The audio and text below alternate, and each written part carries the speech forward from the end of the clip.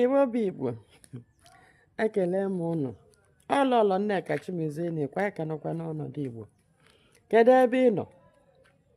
Ị ka nọ Lagos? Ị ka nọ Kano? Ị ka nọ Kafanchan? Ị ka nọ Port Harcourt? Ebe ọbụla ị nọ, sị insekuriti nọ n'ụlọ. Nwoke ọbụla na-ekwu okwu insekuriti nwa abụọ nne na ọtele ebukporo ya ose ya rachawa. Ị na-agba ọsọ insekuriti na onye ga-eseki ọrụ be nna gị. Ọ bụrụ na ndị nna nna anyị hụ oge a narị eme mwakpo, so taa agbawa ọsọ na awakpo ha, anyị agaghị afọ ala Igbo. Ụmụ nwoke unu so unu bụ odogwu. Ọ ga-abụ nnukwu ihe ihere n'ala Igbo furu n'aka ụlọ in your own time. Mmadụ nọ na-enwere ndị kachiri obi nọchie n'ụwa n'ọgụ ịfụ na unu mere exist. Ị na-aghọta? Ha ji wee tọọ n'ilu sị anaghị asọ mgbagbu ghara ọgụ. Ọtụtụ ndị mmadụ na-ekezi nwa ha na mba ihe ihere nya onye ekwere ekwe anyị mara ama marakwanụ na insekuriti nọ n'ala Igbo bụ aka mere.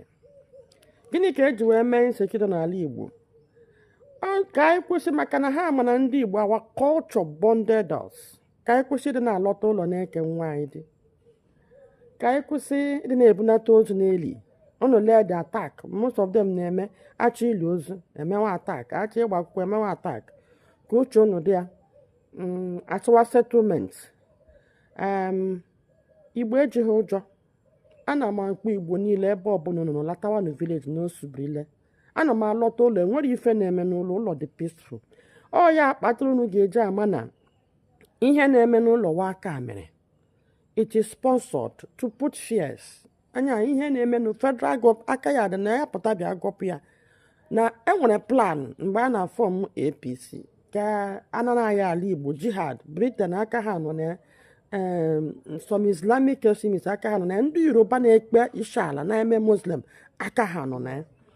Ana ihe m na-achọ igwe Igbo ogbo abụọ ọkwa onye ahụ gburu ka agbara anyị gba nkịtị nwatakịrị egoriso onye lala ụla iburu egbe lọtawa na ka anyị jikọọ na aka ọnụ kpaa nkata mara ka anyị ga-eji wee chịkwa ebe nna anyị chekwa ala Igbo na anyị agha ha agbapụ na be anyị kama anyị ga-akwụrụ difendị ya ebe ọbụla ị nọ kwado na tawa na enwere ife na-eme n'ụlọ. Ndewo.